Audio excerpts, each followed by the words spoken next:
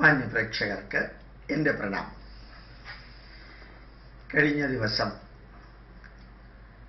വേദത്തെക്കുറിച്ച് ഒരു audio upload ചെയ്തിരുന്നു. അതിൽ ഹിന്ദുവിൻ്റെ അടിസ്ഥാന ഗ്രന്ഥം വേദമാണ് എന്ന് പറഞ്ഞിരുന്നു. എന്തുകൊണ്ടാണ് ഹൈന്ദവ ചിന്താധാരകളുടെ ഭാരതീയ സംസ്കാരത്തിൻ്റെ അടിസ്ഥാന ഗ്രന്ഥം വേദമാണെന്ന് പറയാൻ കാരണം എന്നുള്ളത് തൃശ്ശൂർ തെക്കേ മഠത്തിൽ ധന്യമായ രീതിയിൽ ഒരു പ്രഭാഷണം വേദസപ്താഹത്തോടനുബന്ധിച്ച് ഞാൻ നടത്തിയ പ്രഭാഷണത്തിലാണ് വേദമാണ് ഹിന്ദുവിൻ്റെ അടിസ്ഥാന ഗ്രന്ഥമെന്ന് പറഞ്ഞിരുന്നത്. അവിടെയുള്ള ഒന്ന് രണ്ട് പേര് ചോദിച്ചു, ഭഗവത്ഗീതയാണ് അടിസ്ഥാന ഗ്രന്ഥം എന്ന് പറയാൻ കാരണം എന്ത്? ചിലരങ്ങനെ പറയുന്നുണ്ടല്ലോ. നല്ല ഒരു ചോദ്യമാണ്. നിങ്ങൾ ഓരോരുത്തരും മനസ്സിലാക്കേണ്ട ഒരു ചോദ്യമാണ്. ചോദ്യത്തിൻ്റെ ഉത്തരമാണത്. ഭഗവത്ഗീത ഈ ലോകത്തിൽ മതത്തിൽ 3 കാര്യങ്ങളാണ് അടങ്ങിയിരിക്കുന്നത്. ലോകത്തിലെ എല്ലാ മതത്തിലും അടങ്ങിയിരിക്കുന്നത് 3 കാര്യങ്ങളാണ്. 1 ജ്ഞാനം, 2 കർമ്മം, 3 ഭക്തി. ജ്ഞാനയോഗം, കർമ്മയോഗം, ഭക്തിയോഗം. ഇതാണ് എല്ലാ മതത്തിൻ്റെയും അടിസ്ഥാന സത്യങ്ങൾ, അടിസ്ഥാന തത്വങ്ങൾ. ഭാരതത്തിൽ ഇത് 3 ഇൻഡിപെൻഡൻ്റ് ആയിട്ടുമുണ്ട്, മിക്സ്ഡ് ആയിട്ടുമുണ്ട്. വേദത്തിൽ ജ്ഞാനയോഗം സെപ്പറേറ്റ് ആയിട്ട് കൊടുത്തിട്ടുണ്ട്. ഋഗ്വേദത്തിൽ, യജുർവേദത്തിൽ കർമ്മകാന്ഡം വളരെ ഭംഗിയായിട്ട് കൊടുത്തിട്ടുണ്ട്. കലാപരമായിട്ടുള്ളത്, അതേപോലെ സംഗീതാത്മകമായിട്ടുള്ളത് സാമവേദത്തിലുണ്ട്. സാധാരണ ജനങ്ങളുമായിട്ട് ബന്ധപ്പെട്ടത് അഥർവവേദത്തിലുണ്ട്. അപ്പോൾ ഒരു വേദഗ്രന്ഥമല്ല, 4 എണ്ണം. അതിന് അനവധി ശാഖകൾ. ഇവിടെ ഭഗവത്ഗീത 700 ശ്ലോകങ്ങളുള്ള ഭഗവത്ഗീതയിൽ ജ്ഞാനം സെപ്പറേറ്റ് 2ാമത്തെ അധ്യായത്തിൽ ഫുള്ളായിട്ട് കൊടുത്തിട്ടുണ്ട്. കർമ്മം 3ാമത്തെ അധ്യായത്തിൽ, ഭക്തി 12ാമത്തെ അധ്യായത്തിൽ.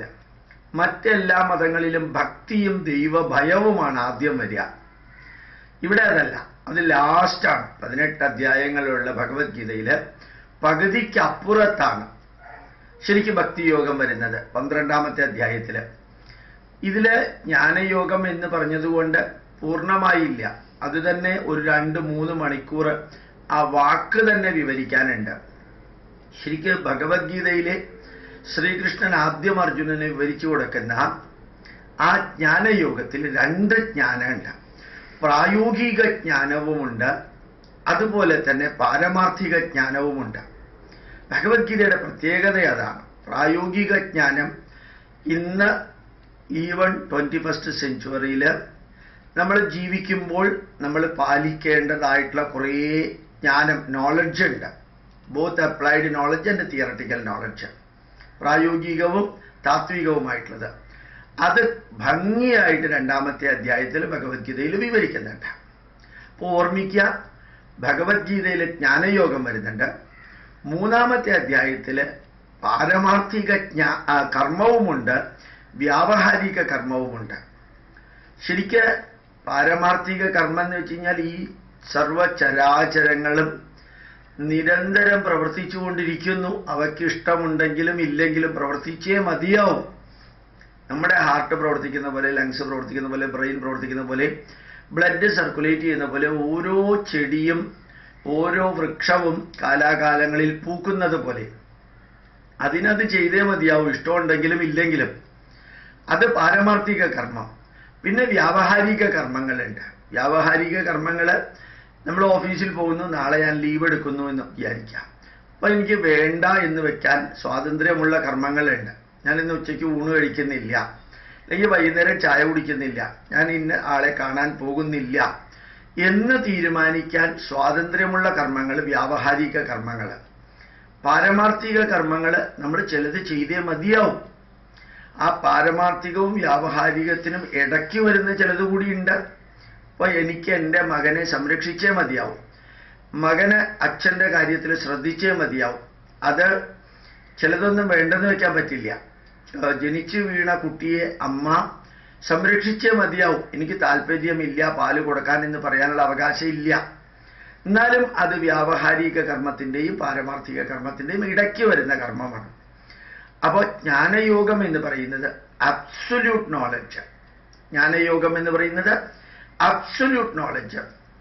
ഇത് ജീവാത്മാവിനെ കുറിച്ചും പരമാത്മാവിനെ കുറിച്ചും അതുപോലെ തന്നെ പഞ്ചഭൂതങ്ങളെക്കുറിച്ചും പഞ്ചജ്ഞാനേന്ദ്രിയങ്ങളെക്കുറിച്ചും പഞ്ചകർമ്മേന്ദ്രിയങ്ങളെക്കുറിച്ചും എല്ലാമുള്ള അറിവാണ് ശരിക്കു പറഞ്ഞാൽ മനുഷ്യനിർമ്മിതമല്ലാത്ത പ്രകൃതിയാൽ സൃഷ്ടിക്കപ്പെട്ട നിലനിൽക്കുന്ന വസ്തുതകളുടെ അറിവ് നമ്മൾ നേടുമ്പോഴാണ് പാരമാർത്ഥിക ജ്ഞാനാവുന്നത്. വ്യാവഹാരിക ജ്ഞാനം എന്ന് പറയുമ്പോൾ ഓരോന്നും വ്യാവഹാരിക ജ്ഞാനം. ഇപ്പം എക്കണോമിക്സ് വ്യാവഹാരിക ജ്ഞാനമാണ്, ഇലക്ട്രോണിക്സ് വ്യാവഹാരിക ജ്ഞാനമാണ്. ഇലക്ട്രോണിക്സിനെ കുറിച്ച് എനിക്കറിയാം. ഞാൻ എം.ടെക് ആണ്. MBBS MD പഠിച്ച ഒരാൾക്ക് ശാരീരിക ജ്ഞാനമുണ്ട്, വ്യാവഹാരിക ജ്ഞാനമാണത്. ഇപ്പൊ പാരമാർത്ഥിക ജ്ഞാനമുണ്ട്, വ്യാവഹാരിക ജ്ഞാനം. രണ്ടും ഭംഗിയായിട്ട് ഭഗവത്ഗീതയിലെ 2-ാം അധ്യായത്തിൽ കൊടുത്തിട്ടുണ്ട്. 3-ാം അധ്യായത്തിൽ പാരമാർത്ഥികമായിട്ടുള്ള കർമ്മം, ഹാർട്ട് ബീറ്റ് ചെയ്യുന്നു. ഈ ലോകത്തിലെ എല്ലാ ജീവികളും നിലനിൽക്കുന്നതിന് ഇന്റേണലി നടക്കുന്ന കർമ്മമുണ്ട്, അത് പാരമാർത്ഥിക കർമ്മം. വലുതായിട്ട് നമുക്കതിൽ കൺട്രോൾ ഇല്ല. വ്യാവഹാരിക കർമ്മം നമുക്ക് കൺട്രോൾ ഉണ്ട് മിക്കവാറും എല്ലാത്തിലും.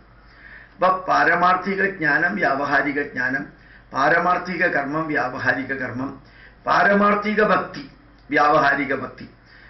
ഈ ഒരു കുട്ടിക്ക് അമ്മയോട് തോന്നുന്ന ആ ഡിവോഷൻ ഓട്ടോമാറ്റിക്കലിയാണ്. അച്ഛനോട് തോന്നുന്ന ബഹുമാനം ഓട്ടോമാറ്റിക്കലിയാണ്. അത് പ്രകൃതി ഉണ്ടാക്കിയിരിക്കുന്നതാ ഒരു കടപ്പാട്.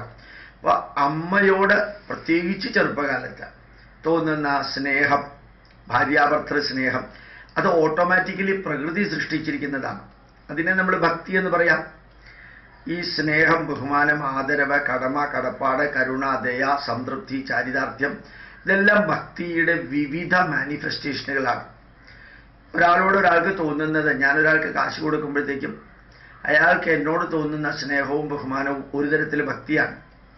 എന്നെ ഒരാൾ സഹായിച്ചു, അയാളോട് എനിക്ക് തോന്നുന്നത് സ്നേഹമാണ്, ബഹുമാനമാണെങ്കിലും വേറൊരു തരത്തിലുള്ള ഭക്തിയാണ്. ഭാര്യയ്ക്ക് ഭർത്താവിനോട് തോന്നുന്ന ഭക്തി, അമ്മയ്ക്ക് മക്കളോട് തോന്നുന്ന ഭക്തി, അതൊക്കെ സ്നേഹം എന്ന വാക്കുകൊണ്ടോ എല്ലാം ആവാം. പക്ഷെ എല്ലാം ഡിവോഷൻ, ഡെഡിക്കേഷൻ, സിൻസിയറിറ്റിയുടെ. ഇപ്പൊ പാരമാർത്ഥികമായിട്ടുള്ള ഭക്തിയുണ്ട്, വ്യാവഹാരികമായിട്ടുള്ള ഭക്തിയുണ്ട്. അങ്ങനെ 2 തരം ഭക്തി, 2 തരം കർമ്മം, 2 തരം ജ്ഞാനം. പിന്നെ ഇതുമായി കണക്ട് ചെയ്ത ബാക്കി ചില കാര്യങ്ങൾ ഇതെല്ലാം ഭഗവത്ഗീതയിൽ വിവരിക്കുന്നുണ്ട്. ഇന്നേ നക്ഷൽ ഒരു സംക്ഷിപ്തമായിട്ട് വിവരിക്കുന്നുണ്ട്. അതുകൊണ്ടാണ് ഏതാണ്ട് എല്ലാ വിഷയങ്ങളും ഭഗവത്ഗീതയിൽ വരുന്നു. പുരാണത്തിലെ കഥകള് അതേപോലെ ഭഗവത്ഗീതയിൽ ഇല്ലെങ്കിലും കഥകളിലെ സന്ദേശം ഭഗവത്ഗീതയിലുണ്ട്. മഹാഭാരതത്തിലെ കഥകളും അനുഭവങ്ങളും അതില് ഭഗവത്ഗീത ഒഴിച്ചുള്ള ഭഗവത്ഗീതയിൽ മഹാഭാരതത്തിലെ ഭാഗങ്ങളിൽ ഒന്നുകൂടി പറയാം, ഭഗവത്ഗീത ഒഴിച്ചുള്ള മഹാഭാരതത്തിലെ ഭാഗങ്ങളിൽ വിവരിക്കുന്ന പ്രായോഗികമായിട്ടുള്ള കഥകളായാലും അനുഭവങ്ങളായാലും അതിൻ്റെ സംക്ഷിപ്ത സന്ദേശം ഭഗവത്ഗീതയിലുണ്ട്. രാമായണത്തിലെ 24,000 ശ്ലോകങ്ങളിലൂടെ വിവരിക്കുന്ന അനുഭവങ്ങൾ അത് ഡയറക്ട്ലിയും ഇൻഡയറക്ട്ലിയും ഭഗവത്ഗീതയിലുണ്ട്. പിന്നെ വേദങ്ങളിലെ സന്ദേശങ്ങൾ പ്രത്യക്ഷമായിട്ടും പരോക്ഷമായിട്ടും ഭഗവത്ഗീതയിലുണ്ട്. പിന്നെ ബ്രാഹ്മണ ഗ്രന്ഥങ്ങളിലെയും ആരണ്യക ഗ്രന്ഥങ്ങളിലെയും സംക്ഷിപ്തം ഭഗവത്ഗീതയിലുണ്ട്. പിന്നെ ഉപനിഷത്തുക്കൾ തന്നെയാണ് ഭഗവത്ഗീത, വേദാന്തത്തിൻ്റെ സന്ദേശമാണ് ഭഗവത്ഗീത. അങ്ങനെ നോക്കുമ്പോൾ വേദത്തിലുള്ള ധാരാളം കാര്യങ്ങൾ, പുരാണങ്ങളിലുള്ളത്, ഇതിഹാസങ്ങളിലുള്ളത് ഭഗവത്ഗീതയിൽ പരോക്ഷമായിട്ട് കൊടുത്തിട്ടുണ്ട്. അപ്പോൾ വലിയ അനവധി ഗ്രന്ഥങ്ങളാണ് ഭാരതീയ പൈതൃകത്തിൻ്റെ അടിസ്ഥാനം വിവരിക്കുന്നത് എന്ന് പറയുന്നതിന് പകരം എളുപ്പത്തിൽ വേണമെങ്കിൽ ഭഗവത്ഗീതയാണ് ഹിന്ദുക്കളുടെ അടിസ്ഥാന ഗ്രന്ഥം എന്ന് പറയാം. അതിൽ തെറ്റൊന്നുമില്ല. ഏതെങ്കിലും ഒരു 5-6 കൂട്ടം കറികൾ നമ്മൾ വിളമ്പുമ്പോൾ ഇതിലേതാണ് ശരിക്കുള്ള കറി എന്ന് ചോദിച്ചാൽ നമ്മൾ എന്താ പറയുക? എല്ലാം ശരിക്കുള്ളത് തന്നെയാണ്. ഓരോന്നിനും ഓരോ ടേസ്റ്റ് ഉണ്ട്. പക്ഷെ എല്ലാത്തിൻ്റെയും പരമമായ ലക്ഷ്യം, അതിൽ നിന്ന് ന്യൂട്രീഷണൽ പോയിന്റ്, ശരീരമെടുത്ത് ശരീരം നിലനിൽക്കണം.